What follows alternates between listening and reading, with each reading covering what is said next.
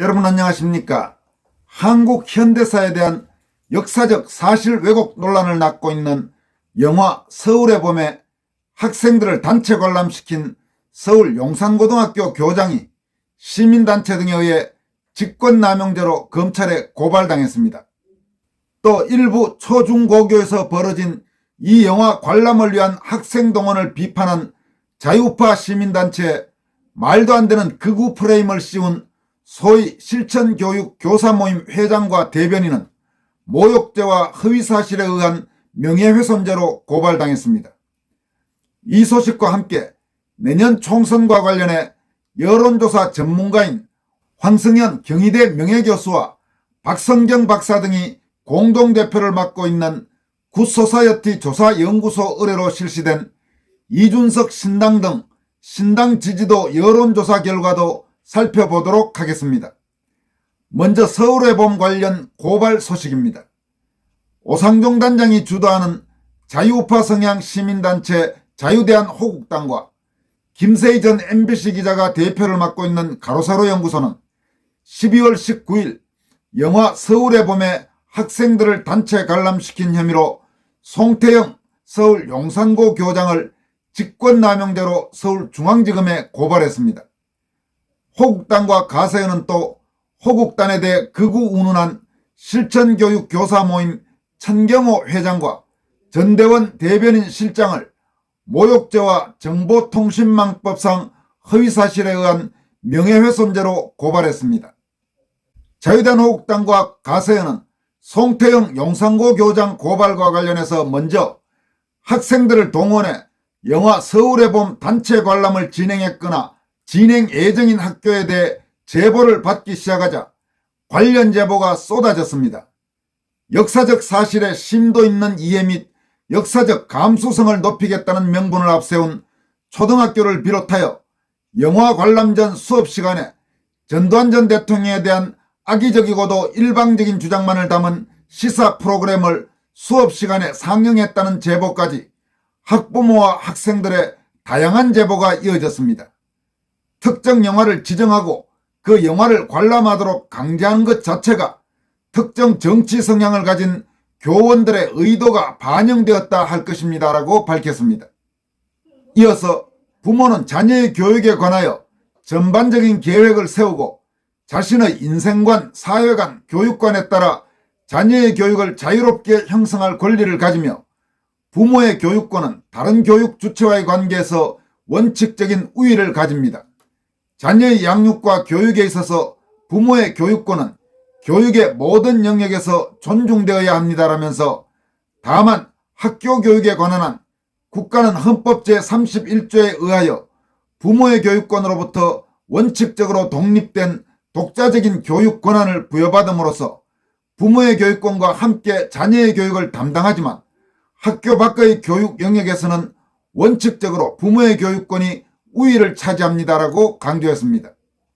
자유대한호국당과 가세연은 영화 서울의 봄은 우리나라 현대사를 배경으로 한 허구의 창작물일 뿐이지만 보는 이에 따라 영화 속의 허구를 역사적 사실과 혼돈하고 왜곡될 수 있어 문제는 더욱 심각합니다라면서 이러한 학교 측의 영화 단체 관람은 학교 밖의 교육 영역 차원에서 이루어지고 있지만 그에 앞서 우선되는 학부모의 교육권은 전혀 고려되지 못한 채 상영 중인 다른 영화의 선택권을 배제하고 특정 영화인 서울의 봄을 지정하여 단체 관람하도록 한 것은 학교장이 자신의 지위를 이용하여 학생들에게 의무 없는 일을 하도록 한 것이라 할 수 있고 학부모의 1차적 교육권을 침해한 것으로 판단하여 이 고발에 이르게 되었습니다라고 밝혔습니다.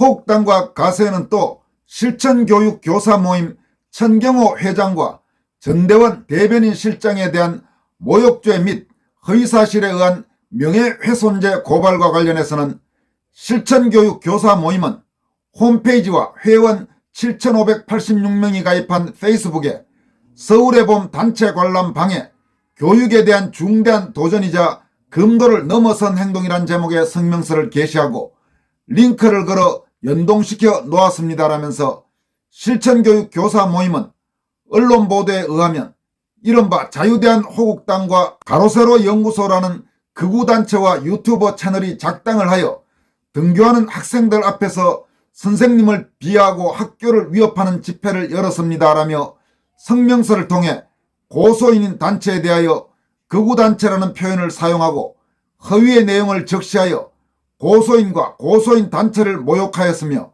명예를 훼손하였습니다라고 밝혔습니다. 이어서 서울의 봄 단체 관람과 관련하여 학생들의 선택권과 학부모들의 요청이 있었으며 이러한 학생의 자율권 및 학부모의 교육권을 무시하면서 서울의 봄 단체 관람을 반대하는 목소리를 타당한 근거도 없이 무조건적인 극우 프레임으로 몰고 가는 것은 모욕죄에 해당하며 재반 사정을 종합해 봤을 때 사회 상규에 위배됨이 상당합니다라면서 이는 다분히 고소인과 고소인 단체에 대해 비방할 목적으로 기사를 보는 이들로 하여금 부정적인 이미지를 가지도록 한 것입니다라고 강도 높게 비판했습니다. 이와 함께 극우는 주로 나치즘을 가리키며 종족 우월주의와 반인도적 폭력성, 영도자 중심의 인치라는 특성으로 대표됩니다. 자유민주적 기본질서라는 헌법가치 밖에 위치하는 개념이기에 자유민주주의와 극우는 개념상 한 사람 속에 함께 존재할 수 없습니다라면서 자유대한호국단에 대해서 극우단체에 운운한 일부 교사들의 행태를 질타했습니다. 이어서 말과 개념, 특히 정치적 용어는 역사적이고 실체적인 뿌리를 가진 것이기에 주관적인 해석은 객관적인 의미의 한계를 지니며 자의적인 의미 부여로 무한정 자신의 언어 오용과 남용을 정당화할 수 없습니다라면서 아무리 주관적인 뜻으로 모욕적인 언어 사용이 아니라고 하더라도 객관적으로 모욕적인 언어 사용이 되는 한계치를 넘게 되면 규범적 세계에서는 모욕적 언어 사용으로 취급되어야 하는 것입니다라고 강조했습니다. 그러니까 여기에서 자유대한호국당과 가세연이 강조하고 있는 것은 이 실천교육 교사 모임 쪽에서 극우 운운한 발언과 관련해서 자기들은 무슨 호국단을 극우단체라고 한 것이 모욕하려는 뜻이 아니었다고 주장하면서 빠져나가려고 할 수 있겠지만 그건 객관적으로 명백히 극우라는 말에는 모욕의 뜻이 담겨 있고 자유대한호국단은 그런 극우와는 전혀 다른 성격의 단체이기 때문에 도저히 용납될 수 있는 주장이 아니라고 반박한 것입니다. 호국당과 가세연은 그러면서 극우라는 말의 출발점이 나치즘을 지칭한 것이라는 점은 역사적 사실입니다. 나치즘은 반인도 범죄를 저지른 인류 문명의 공적으로 낙인 찍혀 있습니다. 극우라는 지칭이 공적 영역에서 기본적으로 심각한 모욕적 언사가 될 수밖에 없는 이유입니다. 따라서 피고소인들이 고소인을 향해 극우단체라고 단정짓고 지칭하는 것은 선량한 사람들을 함부로 싸잡아 히틀러 같은 사람들이라고 하는 것과 마찬가지인 동종의 행위인 것입니다라면서 법 테두리 안에서 합법적으로 활동해온 자유대한호국단은 극우와 연관될 수 없다고 단언합니다라고 강조했습니다. 지금 100번 옳은 이야기죠. 자유대한호국단을 극우 운운하는 자들은 자신들이 얼마나 멍청한 바보인지를 모르고 이따위 소리들을 하는 겁니다. 자유대한호국단은 어떤 기준에서 봐도 극우와는 거리가 멉니다. 그런데 자신들의 입맛에 맞지 않다고 함부로 극우단체 운운하는 이런 자들을 그냥 용납할 수가 없는 것입니다. 그런 측면에서 자유대한호국당과 가세연이 관련 교사들을 바로 모욕죄와 허위사실에 의한 명예훼손죄로 고발한 것은 시적절한 대응이라고 할 수 있습니다. 호국당과 가세연은 또한 피고소인들의 성명서에는 언론 보도에 의하면 등교하는 학생들 앞에서 선생님을 비하하고 학교를 위협하는 집회를 열었습니다라고 적시하였으나 이는 사실과 다르며 해당 집회를 보도한 어떠한 언론 기사에도 등교하는 학생들 앞에서 집회를 했다라는 내용이 없습니다. 고소인은 학생들의 등하교 학습 시간을 피해 집회를 진행하였고 선생님을 비하하는 발언을 하지도 않았습니다. 고소인은 2023년 12월 13일 오전 11시 50분경부터 집회를 시작하였고 학교 측은 10시 50분경 시설 안전 점검한다는 방송까지 내보내며 시험이 끝난 학생들의 하교 조치를 하였습니다라면서 실천교육 교사 모임이 헌법과 법률이 보장하고 있는 교육권과 학습권을 운운하지만 정작 그들은 헌법과 법률에 따라 합법적 신고 후 진행된 집회에 대해서는 극우 프레임을 씌우고 거짓의 내용으로 성명서를 발표하며 악의적인 행태를 보이고 있습니다. 거짓이 사실인 양 작성된 피고소인들의 성명서는 많은 언론 기사로 보도 전파가 되었고 고소인들은 피고소인들의 허위사실과 극우몰이로 인해 심각한 피해를 보고 있는 상황입니다라고 밝혔습니다. 자유대한민국당과 가로세로 연구소는 마지막으로 건전한 자유민주국가의 법질서와 그에 따른 진정한 자유의 발전을 위해 법적인 한계를 넘는 행위에 대해서는 정당한 경계선을 그어주는 조치가 이루어질 때 방종 및 무책임과 구분되는 진정한 자유가 공동체 구성원들 사이에서 성장하고 발전할 수 있을 것입니다라고 밝혔습니다. 여러분, 지금 자유대한민국당과 가세연이 밝힌 대로 이번에 실천교육 교사 모임이 자유대한민국당을 극우단체 운운하며 비난한 그 내용은 많은 언론에 일제히 보도됐습니다. 그래서 내용을 깊이 모르는 사람은 자유대한민국당이 정말로 무슨 극우단체, 히틀러식의 그런 극우단체로 오인할 가능성과 위험성이 충분하다고 할 것입니다. 따라서 이번에 자유대한민국당이 실천교육 교사 모임 회장과 대변인을 고발한 것은 아주 정당한 방위에 해당하는 일이라고 볼 수 있습니다. 또 하나 눈여겨볼 점은 이번에 실천교육 교사 모임의 자유대한민국당과 가세연에 대한 비판은 많은 언론이 보도했는데 과연 자유대한민국당과 가세연에서 실천교육 교사 모임의 회장과 대변인을 검찰에 고발하면서 밝힌 이 내용은 얼마나 언론에 보도가 될지 그 부분도 한번 지켜볼 필요가 있습니다. 아마 당초 실천교육 교사 모임의 대응에 대한 보도에 비해서는 현저히 적거나 혹은 거의 보도되지 않을 가능성도 있습니다. 그렇다면 이 부분만 보더라도 현재 한국의 언론 지형이 얼마나 좌편향되어 있는지를 보여주는 것이라고 할 수 있습니다. 다음으로 전해드릴 내용은 굿소사이어티 조사 연구소가 리서치앤리서치에 의뢰해서 전국 만 18세 이상 성인 남녀 2,000명을 상대로 실시한 2024년 총선 신당 지지도에 대한 조사 결과라는 여론조사 결과입니다. 이번 이 여론조사의 분석은 굿소사이어티 조사연구소 6명의 공동대표 중 한 명인 박성경 박사, 여성 작가로 여러분들에게 가끔 소개해드린 최근에는 386 운동권의 위선을 파헤친 소설 신간을 출간해서 화제가 되고 있는 박성경 박사가 분석한 여론조사 결과입니다.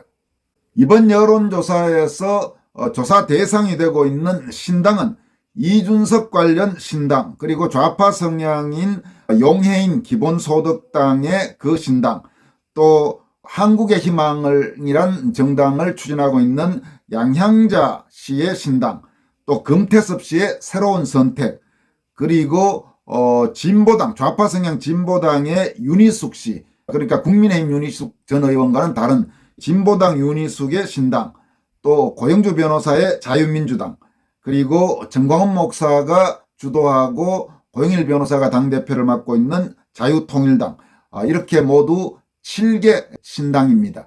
여기에 이낙연 전 더불어민주당 대표가 추진하고 있는 신당은 일단 이번 조사 대상에서는 제외됐습니다. 여론조사 결과를 보면 7개 신당과 관련해서 지지도를 조사했더니만 지지정당이 없다가 55.4%로 가장 높게 나타났습니다. 그러니까 7개 신당에 대해서 모두 지지하지 않는다가 가장 많았다는 이야기입니다. 이어서 이준석 신당이 14.4%, 용해인의 기본소득당이 12.4%, 기타 5개 정당이 17.9%였습니다. 기타 5개 정당의 지지도를 보면 금태섭 씨의 새로운 선택이 4.3%, 진보당 윤희숙의 진보당, 국민의힘 윤희숙과는 다르다는 점을 다시 말씀드립니다. 이 윤희숙의 진보당이 4.1%, 고영주 변호사의 자유민주당이 2.3%, 양향자 씨의 한국의 희망이 2.2%, 정광훈 목사가 주도하는 자유통일당이 1.6%로 각각 조사됐습니다. 또 신당에 대한 남녀 지지도를 보면 이준석 신당의 경우 남성 19.9%, 여성 8.7%, 용해인 신당은 남성 16.3%, 여성 8.3%, 기타 5개 신당은 남성 19.6%, 여성 17.1%이고 지지정당 없음은 남성 45.2%, 여성 65.9%였습니다. 즉 이준석 신당과 용해인 신당의 지지자는 모두 남성이 여성의 2배 이상이었습니다. 그리고 신당을 지지하지 않는 유권자는 여성이 남성보다 많은 것으로 조사됐습니다. 또 이준석 신당에 대한 20대에서 40대 사이 남녀 지지도를 보면 20대의 경우 남성 32.3%, 여성 6.1%, 30대는 남성 28.7%, 여성 7.4%, 40대는 남성 19.7%, 여성 11.8%로 남성이 여성에 비해 상당히 높았습니다. 그러나 대구 지역에서 이준석 신당을 지지하는 유의미한 결과는 나타나지 않았습니다. 이와 관련해서 이번 조사를 의뢰한 굿소사이어티 조사연구소 측은 이준석 신당에 대한 여성의 지지가 현저히 낮아서 이준석의 신당이 국민의힘에 우려할 만한 결과를 가져오지는 않을 것으로 판단된다, 이렇게 분석했습니다. 또 신당 지지자별 정치 성향을 보면 이준석 신당의 경우 국민의힘 지지자가 37.5%, 민주당 지지자가 35.1%로 비슷하게 나타났고 용해인 신당은 국힘 지지자는 5.6%, 민주당 지지자는 72.2%였습니다. 그리고 기타 정당은 국민의힘 지지자가 42.4%, 민주당 지지자가 27.8%였습니다. 제3정당 출연에 적극적인 응답자는 이준석 신당 지지자가 40.1%로 가장 높았고 용해인 신당은 21.4%, 기타 정당은 25.3%였습니다. 이와 관련해서 굿소사이어티 조사연구소 측은 국민의힘 지지자들이 이준석 신당을 지지하는 것보다 민주당 지지자들이 용해인 정당을 지지할 가능성이 훨씬 높다. 또 제3당 출연을 가장 적극적으로 반기는 사람들은 이준석 신당 지지자들이다 라고 분석했습니다. 이어서 이준석 신당과 기타 정당 지지자들의 성향 분석을 보면 국정 안정을 위해 여당을 지지한다라고 응답한 사람이 이준석 신당 지지자들은 31.5%였고 기타 정당 지지자들은 44.7%였습니다. 이전 정부와 비교한 현 정부 평가에서 이준석 신당을 지지한다는 사람은 긍정이 42.2%, 부정이 52.6%로 기타 정당 지지자들의 긍정 52.9%, 부정 44.5%와 비교하면 이준석 신당을 지지한다라고 밝힌 사람들일수록 현 정부에 대해서 대단히 비판적인 입장을 보이고 있다고 조사됐습니다. 이와 관련해 굿소사이어티 조사연구소 측은 기타 정당 지지자들은 이준석 신당 지지자들에 비해 보수 성향이 강하다면서 이준석 신당 지지자에 비해 일관성 있게 현 정부 여당의 우호적 입장이기 때문에 명분이 있으면 여당 지지로 선회할 가능성이 있다라고 분석했습니다. 이번 여론조사를 의뢰하고 분석한 굿소사이어티 조사연구소 측은 신당 창당과 관련된 종합적인 의견으로 다음과 같이 분석했습니다.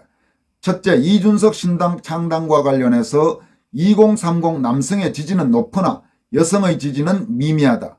연령이 증가할수록 전체 지지도 하락하고 있고 남녀 간 지지도 격차가 축소되고 있다. 대구 지역에서 이준석 신당에 대한 유의미한 지지도 없다. 이준석 신당이 창당된다 해도 큰 반향을 일으키지는 못하고 국민의힘에 우려할 만한 결과를 나타내지 않을 것으로 판단된다. 이렇게 분석했습니다. 둘째, 금태섭, 양향자, 고영주, 정광훈 등 기타 정당 창당과 관련해서는 이준석 신당 지지자들보다 여당에 우호적이고 명분이 있으면 여당 지지로 선회할 수 있는 여지가 충분하다라고 분석했습니다. 세 번째로 여당에 대한 주문과 관련해서는 이준석 신당 지지층보다는 기타 정당 지지층을 끌어안는 전략이 효과적이며 윤희숙 전 의원의 활용 가치가 상당히 있는 것으로 분석된다. 이렇게 밝혔습니다. 오늘 여기까지 하겠습니다. 여러분 고맙습니다.